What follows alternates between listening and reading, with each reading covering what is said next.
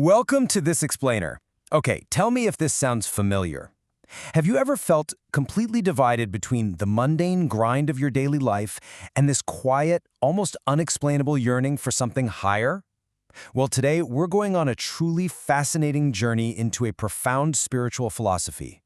We're going to unpack some incredibly ancient metaphors and explore a unique framework that addresses the dual nature of our own consciousness.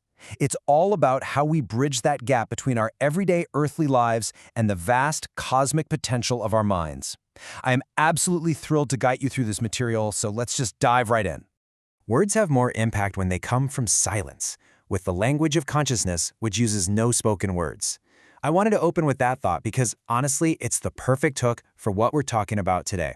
It immediately pulls us into the profound, quiet power of the mind.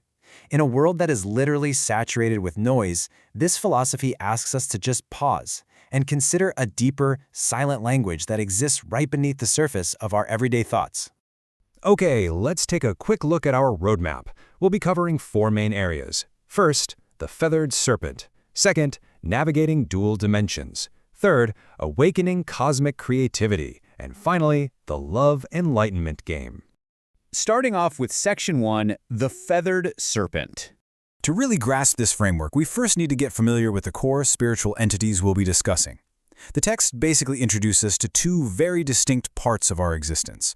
On one side, we have HunabKú. Think of this as the higher self, the enlightened consciousness, or the Christ consciousness. The source describes it as residing in the Anunnaki realm, representing that fully awake, divine spark inside us. On the flip side, we have Kukulkan. This is the ego mind. It's our earthly avatar, the personality that learns, experiences, and, sometimes really struggles in the mundane world. The philosophy actually suggests we're essentially living in an interdimensional, long-distance relationship. We're existing simultaneously as both this enlightened being in a higher realm and the physical person just trying to navigate everyday life. And this brilliantly illustrates how these two halves operate, using two really vivid metaphors. The first is the ancient symbol of the feathered serpent, or Quetzalcoatl. In this framework, Kukulkan is the physical body of the snake gliding across the dirt, while HunabKú is the enlightened head adorned with feathers reaching all the way up toward the stars. The second metaphor? The solar system. Here, HunabKú is the central radiant sun, and Kukulkan represents the matter, the planets just orbiting around it.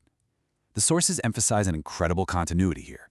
From the tiny atomic scale all the way up to the massive, sprawling multiverse, the higher self is always that radiant center, and the physical ego is just the matter orbiting it.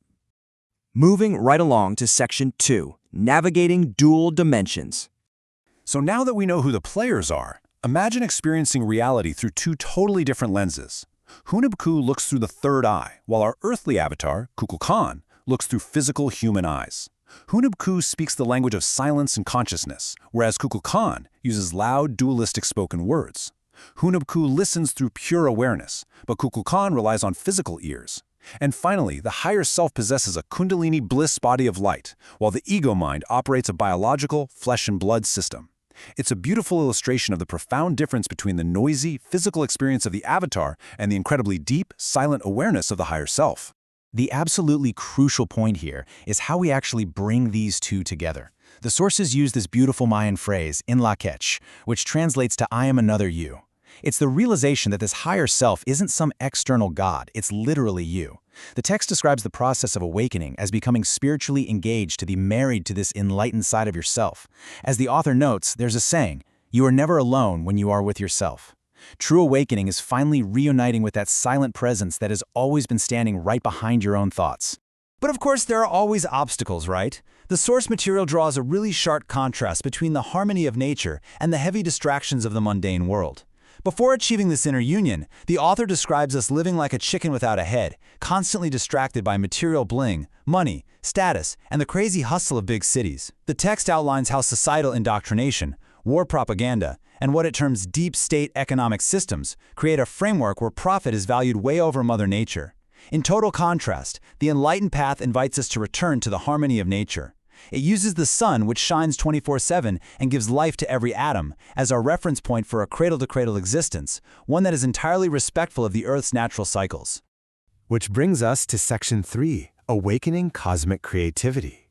So what actually happens when we finally cut through all that noise and unify these two halves? Well, the text describes this awakened state as lovemaking with the universe. When the ego mind and the higher consciousness aligned, you enter this state of open, telepathic, creative flow.